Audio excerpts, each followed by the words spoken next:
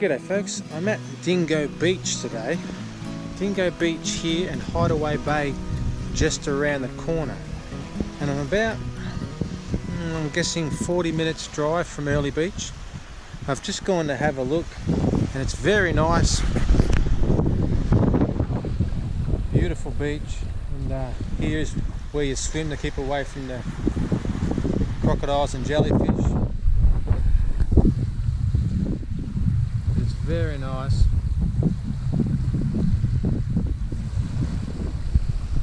And I'm just hanging out. I've been applying for jobs while I've been at Airlie Beach, and I had a phone interview yesterday about a fantastic sounding job on Hamilton Island. So I have other jobs that I'm applying for, but I put those on hold for a day of sending them out, so I could hopefully wait for this guy to call me back. He called yesterday, had a phone interview, and then said he was going to call back this morning and arrange a time for me to go over and have an in-person interview. But he hasn't called yet, so I'm impatiently waiting for him to call, hoping he'll call back so I can go across and have an in-person interview for that job. If he doesn't call, I guess tomorrow I'll just keep applying for the jobs that I was applying for anyway, so no real big deal, just a bit disappointing if he doesn't call. But so today I kind of just been hanging out, did some computer work, gone for a drive. It's 4:45 in the afternoon, so it's nice and cool now, but it is lovely. There's not much here at Dingo Beach or Dingo Point, whatever I called it. Very small town, one shop, one pub, one motel. People are living in their sheds and little old kind of shacks, but I really like it. It's nice and quiet and relaxing. Anyway, there's a lady coming with her dog, so we'll get in the car and we'll drive around the corner to Hydeaway Bay and have a look at that.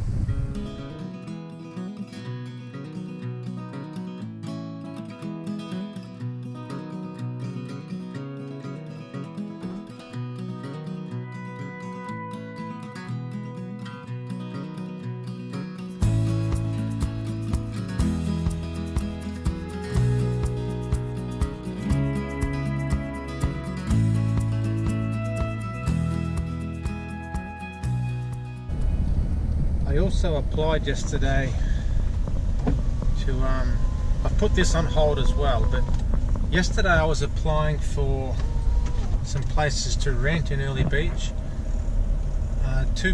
One place to rent, one unit to rent, a one bedroom unit to rent. That was $250 a week. And then I applied to 2 houses to rent of a bedroom in each house. So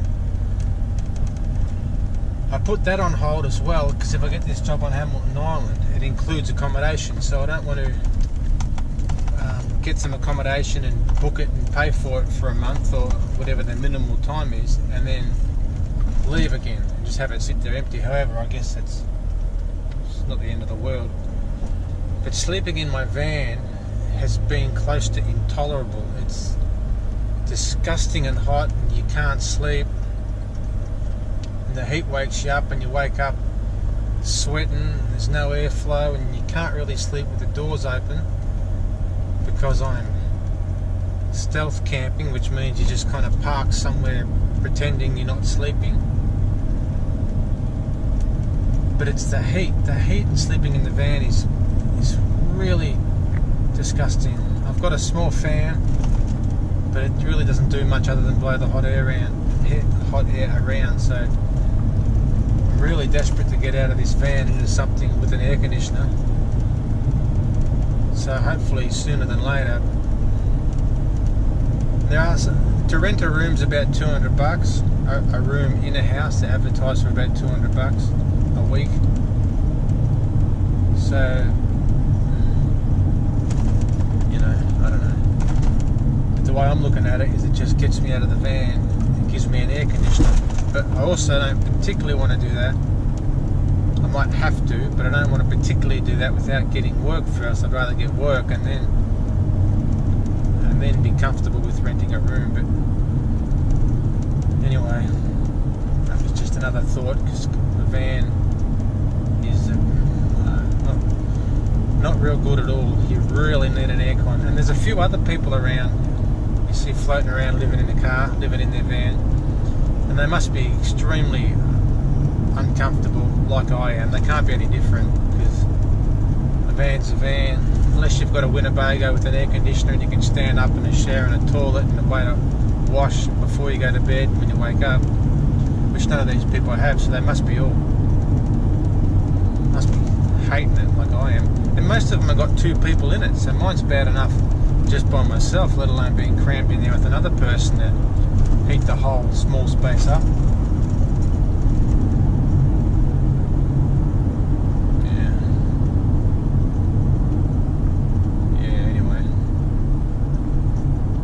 Nice Winnebago you could stand up in with an air conditioner and a shower and a toilet would be just amazing. If I had something like that, I probably would not ever have any reason to get out of the van. But a small little cramped van, it's definitely better than nothing, but there's a lot of room for improvement, that is for sure.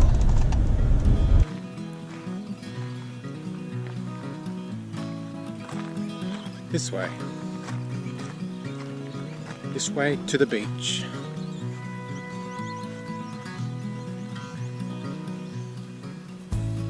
I could live there, that's nice.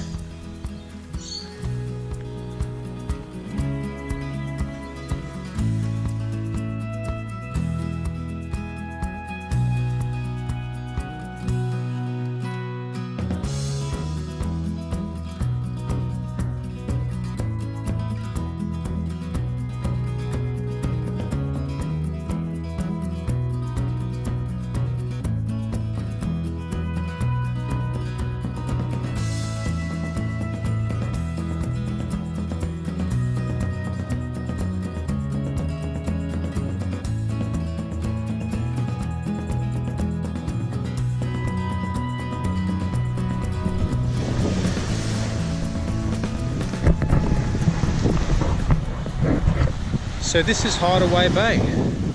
It's very, very pretty. There's no one here really at all. There's a couple of people sitting up there on the beach just relaxing, but it's lovely. This house is just in there, and all along here there's people with their tinnies and their chairs, and they're just looking out into the beautiful ocean. Now remember, you can't swim here though, because there's crocodile signs and also box jellyfish signs everywhere. So you can't swim, but you can certainly sit and look. It's very nice. I'm going to keep walking up here. I'll show you some of these chairs that people have got sitting out there. They're just chairs for sitting and looking at the ocean. And these here, like these mountains, it's hard to see with the GoPro, but the whole thing is really, really pretty and mountainous, if that's the right word, but they might even be islands, so I'm just not sure, but it's very nice anyway. I'll show you some of this other stuff.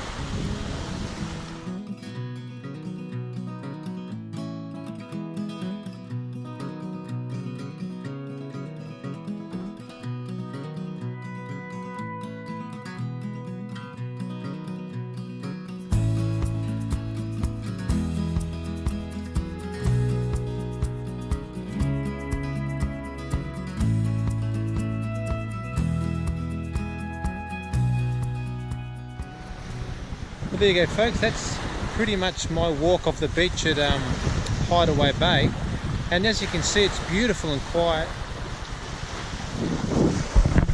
Down this way, it finishes just down there I guess, and around the corner there's more stuff, but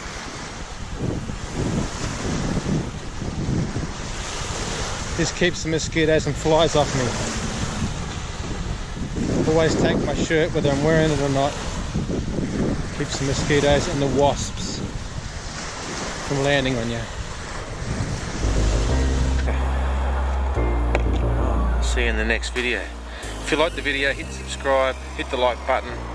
That way you'll get notified to all my new videos as I upload them, and I'll see you in the next video.